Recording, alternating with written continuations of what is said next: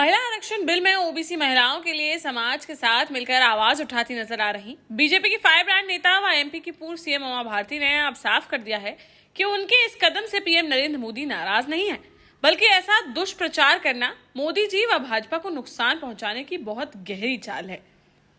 जी हाँ, जैसा कि आपको मालूम होगा कि बीते रोज जब संसद में महिला आरक्षण बिल पारित हुआ तो पूर्व सीएम उमा भारती ने इसमें एक बड़ी कमी बताते हुए कहा था कि इस महिला आरक्षण बिल में ओबीसी महिलाओं को भी स्थान मिलना चाहिए, जिसको लेकर उन्होंने भोपाल में विभिन्न समाज के लोगों के साथ एक बड़ी बैठक कर कहा था कि अभी भी इस बिल को लागू होने में काफी समय है, इसलिए अपनी आवाज को उठाते हुए इतनी जोर से मुक्का मारो कि आपका बंद दरवाजा भी खुल जाए।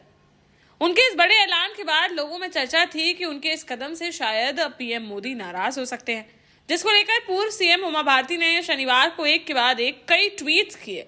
जिनमें उन्होंने लिखा कि मोदी जी के बारे में कोई ऐसा महापापी ही सोच सकता है कि जिन कुछ सिद्धांतों पर मैं चली हूं उससे मोदी जी मुझसे नाराज हो सकते हैं। ऐसा दुष्प्रचार मुझे नहीं बल्कि मोदी जी और बीजेपी को नुकसान पहुंचाने की बहुत ही गहरी चाल है। यह सच है कि मैंने अपनी इच्छा शक्ति से ही यह निर्णय लिए थे। तिरंगा के लिए मुख्यमंत्री की कुर्सी छोड़ना, राम मंदिर आंदोलन में भाग लेना, 1996 में महिला आरक्षण में ओबीसी महिलाओं का मामला तब उठाना जब कांग्रेस और भाजपा ओबीसी आरक्षण के विरोध में थे। उमा भारती ने अगले ट्वीट में लिखा कि 2019 में से गंगा की यात्रा करते हुए गंगा की निर्मलता और अविरलता के लिए समाज एवं सरकार को उसकी जिम्मेदारी का स्मरण कराना। उन्होंने मध्य प्रदेश में शराब वितरण नियंत्रण पर जो अभियान चलाया उसके लिए वह शिवराज सिंह जी की हमेशा चिरश्रेणी रहेंगी कि उन्होंने उनके सुझावों को कैबिनेट में प्रस्ताव पारित कर लागू किया। और आखिर में उन्होंने लिखा कि इन मुद्दों पर उन्होंने काम किया है, इन पर उनकी आस्था है, आगे भी वह इन पर अडिग रहेंगी। फिलहाल भाजपा की फायर ब्रांड नेता कही जाने वाली एमपी की पूर्व सीएम उमा भारती ने साफ कर दिया है कि महिला आरक्षण बिल में ओबीसी वर्ग को स्थान दिए जाने की जंग छेड़ने से पीएम नरेंद्र मोदी उनसे नाराज नहीं है। साथ ही उन्होंने यह भी साफ कर दिया है कि जिन मुद्दों के खिलाफ उन्होंने यह आवाज उठाई उस पर वह अडिग रहेंगी।